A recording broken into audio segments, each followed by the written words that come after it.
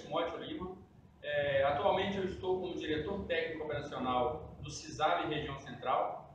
O CISAB é um consórcio público que atua como ente de regulação e fiscalização dos serviços de saneamento em 14 municípios no estado de Minas Gerais.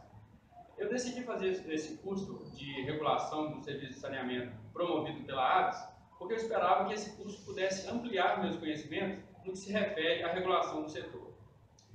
O curso tem superado as minhas expectativas e tem contribuído para ampliar meus conhecimentos e promover a integração entre profissionais que atuam no setor de saneamento e na regulação desse setor.